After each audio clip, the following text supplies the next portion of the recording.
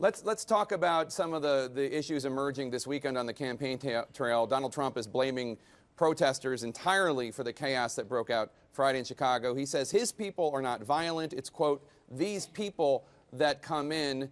You've had something to say about this. What's your view?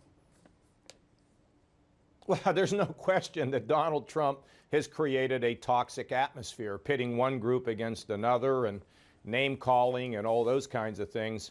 Now, I think there are people that would go to a rally who would look to disrupt. But look, the environment is there, and he needs to back off of this and start being more aspirational, telling people we can get it together. You know, at my events, any of my town halls, rallies, or whatever, I tell people that, you know, we can solve these problems. And I've got a record that shows that, whether it was in Washington creating jobs, creating an environment for job creation in Ohio, where we're up over 400,000 jobs.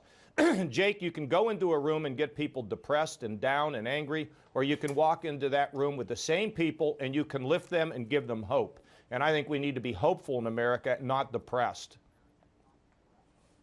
So I asked about this on Thursday night at the debate, about the violence at Trump rallies, reading some of the quotes that Trump has said about violent ways to deal with protesters. And with all due respect, sir, you didn't say what you're saying now at the debate. Do you think you missed an opportunity to condemn Trump's rhetoric before a much wider audience?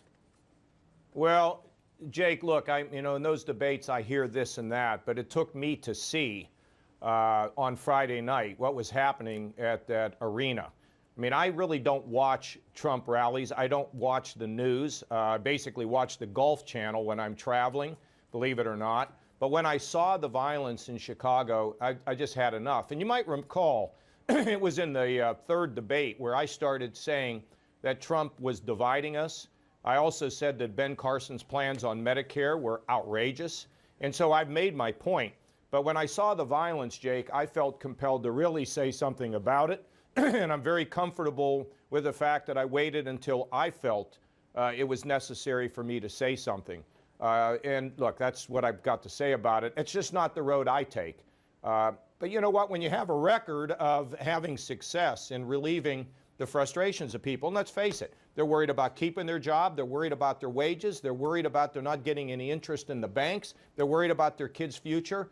You cannot win them by trashing Donald Trump or being negative. You got to explain to them carefully your vision, your record, your accomplishments, and what you can do. And that's the path that I have taken.